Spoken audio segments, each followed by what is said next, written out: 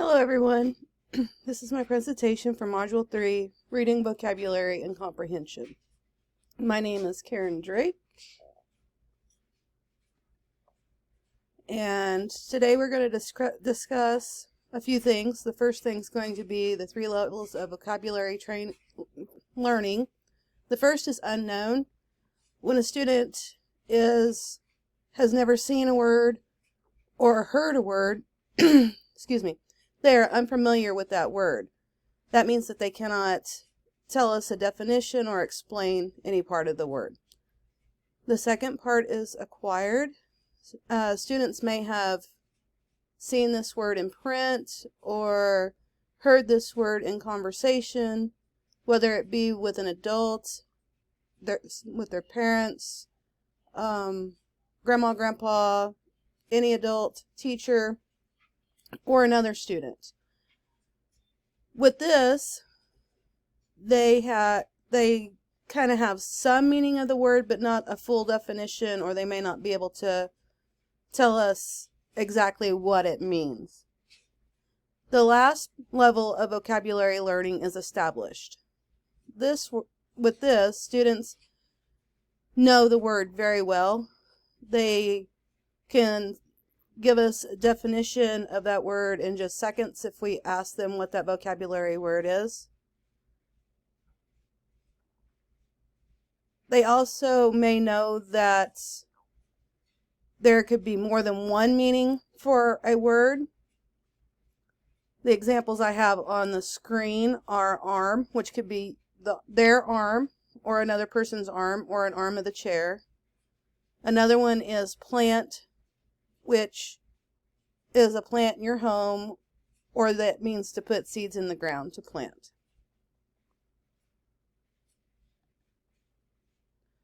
With word maps to comprehension, or vocabulary comprehension, it's kind of like a graphic organizer. It'll have what is it like, and give us some examples. And here is an example of the word map I've come up with. The first one is what is it?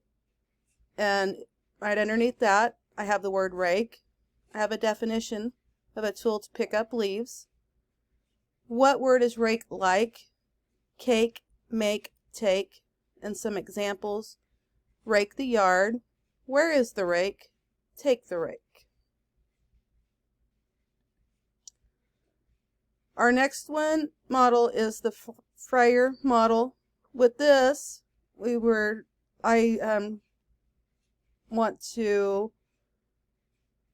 define an reptile and make a graphic organizer using the word reptile. First off, we have a definition, and it gives the definition of a reptile. Some of the characteristics of a reptile. Then we have, in the bottom, we have examples and non-examples. Examples would be alligators and crocodiles, lizards, snakes, turtles, tortoises. Non-examples would be birds, cats, dogs, humans. And they could use this to kind of keep together with words that they are not quite familiar with. So if they've come upon this word in a story or something like that, they can just look at it right quick and they will know what it is, what the word is for, and it helps them become more familiar with those words. The QAR strategy, it can be used by teachers and students to make information they have read more understandable. You can assess the information before it's delivered to the students as a teacher, and then they can have a list of questions that they can ask themselves to build with scaffolding.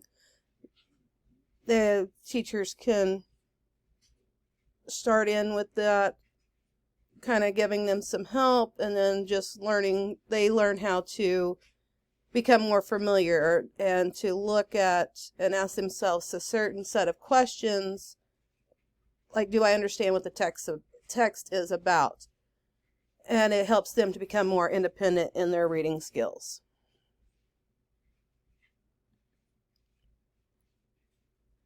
The recommendations that I was asked to use and come up with and why I would use them, I really thought that reading under construction was a good approach, because then I, as the teacher, can assign roles based upon where the students in each group are. And then they can switch those roles as they become more familiar with the concept and what they're needing, and like gain the skills that they're needing.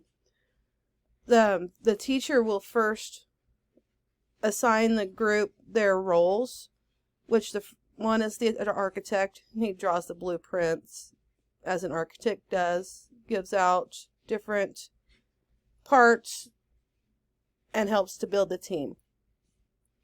The inspector knows knows the meanings of words, and the electrician is good with questions. So then the electrician can ask the questions as to how it relates to what the pick text is. Then you've got the bricklayer that helps make connections through the text that is being read and helping them all get together. For English learners, I would go back to basics in literacy. That way, if they had missed something, it can be touched on again and maybe learned at a different level, as to where, as young readers, all young readers may have missed some things.